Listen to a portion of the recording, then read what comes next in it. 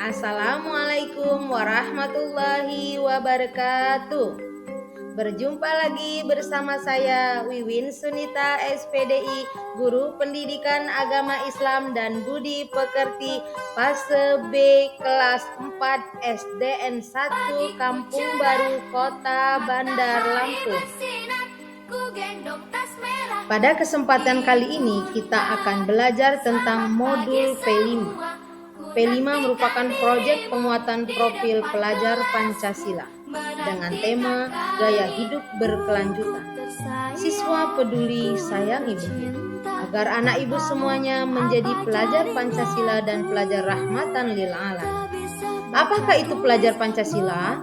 Merupakan perwujudan pelajar Indonesia sebagai pelajar sepanjang hayat yang memiliki kompetensi global dan berperilaku sesuai dengan nilai-nilai Pancasila. Sedangkan pelajar rahmatan lil alamin memiliki tujuan agar siswa menjadi sosok moderat, bermanfaat di lingkungan masyarakat dan aktif dalam membela tanah air atau menjaga keutuhan NKRI. Pada kesempatan kali ini kita akan fokus pada materi penumpukan sampah plastik. Mengapa kita akan membahas tentang sampah plastik? Karena berlatar belakang dari SDN 1 Kampung Baru yang berada di tengah kota Bandar Lampung. Dengan lokasi yang padat penduduk, tentu saja akan banyak menghasilkan sampah. Salah satunya adalah sampah plastik, yang tentunya ini akan menyebabkan pencemaran lingkungan. Oleh karena itu, melalui P5 ini kita akan mencanangkan mengurangi sampah plastik pada SDN 1 Kampung Baru dan di sekitarnya. Relevansi proyek dengan lingkungan sekolah yang terdiri dari 2 dimensi, yaitu yang pertama beriman, bertakwa kepada Tuhan Yang Maha Esa dan berakhlak mulia. Yang kedua adalah kreatif.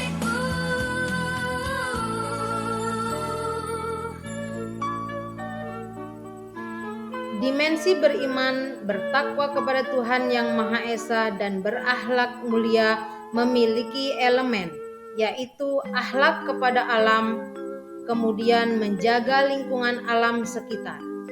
Sedangkan dimensi kreatif terdiri dari elemen yang pertama, menghasilkan gagasan yang orisinil, dan yang kedua, menghasilkan karya dan tindakan yang orisinil.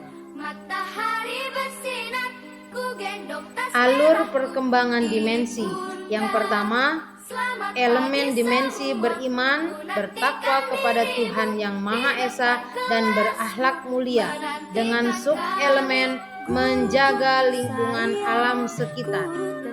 Kemudian target yang diharapkan terbiasa memahami tindakan-tindakan yang ramah dan tidak ramah lingkungan, serta membiasakan diri untuk berperilaku ramah lingkungan. Sedangkan elemen yang kedua yaitu elemen akhlak kepada alam. Dengan target yang diharapkan memunculkan gagasan inisiatif baru yang bermakna dari beberapa gagasan yang berbeda sebagai ekspresi pikiran dan ataupun perasaan. Kemudian yang kedua, menemukan gagasan pikiran, siswa dapat mengeksplorasi dan mengekspresikan pikiran atau perasaannya sesuai dengan minat dan kesukaannya dalam bentuk karya atau tindakan, serta mengoperasikan karya dan tindakan yang dihasilkan. Ini adalah alur perkembangan dimensi. Kemudian perkembangan sub-elemen per fase. Sub-elemen menjaga lingkungan alam sekitar.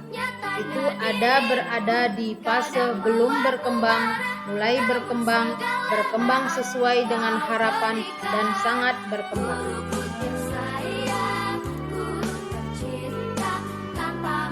Apa jadi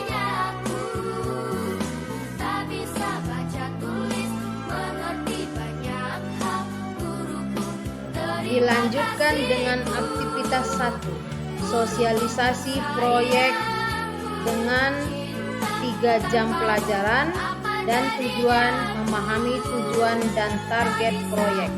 Aktivitasnya adalah siswa dan orang tua mengikuti pertemuan yang diadakan oleh pihak sekolah. Pertemuan ini bertujuan untuk menginformasikan hal-hal yang akan dilakukan selama proyek, serta support apa yang dapat dilakukan oleh orang tua terhadap siswa selama proyek berlangsung. Kemudian pelaksananya adalah yang pertama, tim P5 melakukan sosialisasi tentang proyek kepada orang tua, wali murid dengan mengadakan rapat koordinasi. Yang kedua, tim P5 beserta orang tua berdiskusi mengenai hal-hal yang akan dilakukan peserta didik dan support yang diperlukan dari orang tua. Yang ketiga, sosialisasi guru terhadap siswa terkait proyek tentang kampanye pengurangan sampah plastik.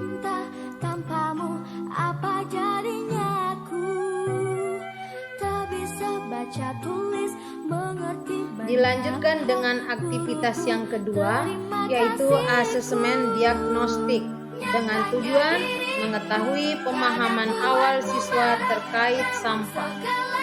Siswa mengerjakan asesmen diagnostik kognitif dan non-kognitif. 2 asesmen ini dilakukan oleh siswa dengan cara menjawab pertanyaan dari guru, baik secara tertulis maupun tidak tertulis. Selanjutnya adalah aktivitas ketiga, yaitu tahap pengenalan dengan tujuan siswa dapat memahami jenis-jenis sampah. Pengertian sampah. Sampah adalah sisa buangan dari suatu produk atau barang yang sudah tidak digunakan lagi, tetapi masih dapat didaur ulang menjadi barang yang bernilai. Kemudian sampah ada 2, yaitu sampah organik dan sampah anorganik. Sampah organik adalah sampah yang berasal dari sisa makhluk hidup yang mudah terurai secara alami tanpa proses campur tangan manusia untuk dapat terurai. Sampah organik bisa dikatakan sebagai sampah ramah lingkungan, bahkan sampah bisa diolah kembali menjadi sesuatu yang bermanfaat bila dikelola dengan tepat. Tetapi sampah bila tidak dikelola dengan benar akan menimbulkan penyakit dan bau yang kurang sedap hasil dari pembusukan sampah organik yang tepat. Kemudian sampah anorganik adalah sampah yang sudah tidak dipakai lagi dan sulit terurai. Sampah anorganik yang tertimbun di tanah dapat menyebabkan pencemaran tanah karena sampah anorganik tergolong zat yang sulit terurai dan sampah itu akan tertimbun dalam tanah dalam waktu lama. Ini menyebabkan rusaknya lapisan tanah. Pagiku cerahku, matahari bersinar, ku gendong tas merahku di pundak. Selamat pagi semua, ku nantikan. Aktivitas yang keempat yaitu tahap pengenalan dengan tujuan anak-anak dapat memahami manfaat dari sampah. Tanpamu apa jadinya aku? Ternyata sampah juga memiliki manfaat, walaupun terbilang sampah ini banyak negatifnya ya. Berikut ini adalah manfaat dari sampah. Yang pertama, sebagai pupuk organik untuk tanaman. Yang kedua, sebagai sumber humus. Yang ketiga, didaur ulang menjadi berbagai jenis produk yang bermanfaat. Yang keempat, dapat dijadikan bahan bakar alternatif. Yang kelima, dapat dijadikan sumber listrik dengan terlebih dahulu mengubah sampah menjadi gas metana. Selamat pagi semua, ku nanti Nah, kalau tadi kita membicarakan masalah manfaat dari sampah, sekarang kita membahas tentang dampak dari sampah. Yang pertama, sampah plastik sulit terurai. Plastik mengancam kelestarian satwa laut. Sampah plastik mencemari tanah. Sampah plastik merusak ekosistem tanah.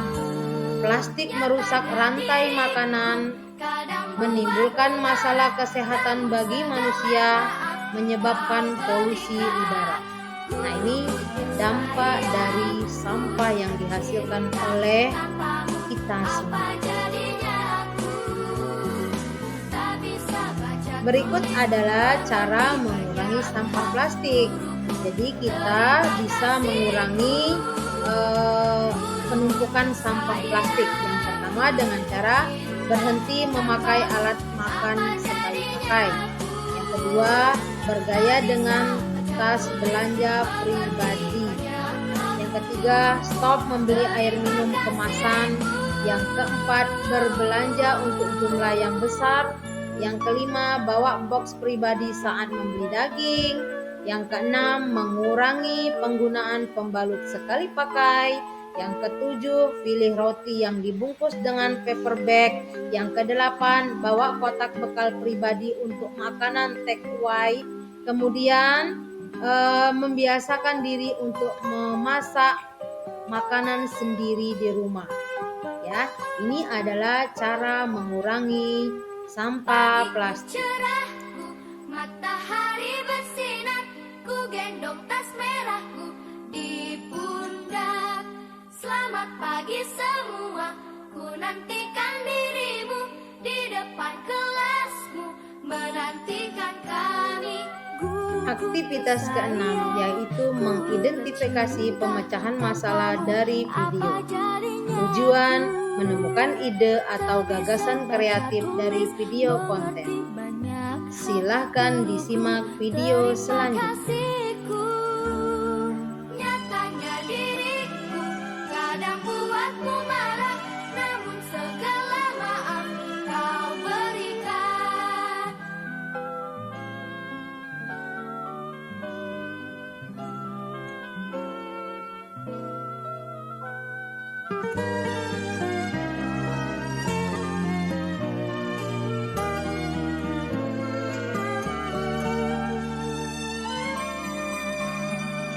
Selamat pagi semua, ku nantikan dirimu di depan kelasmu, menantikan kami. Guruku tersayang, guru tercinta, tanpamu apa jadinya aku?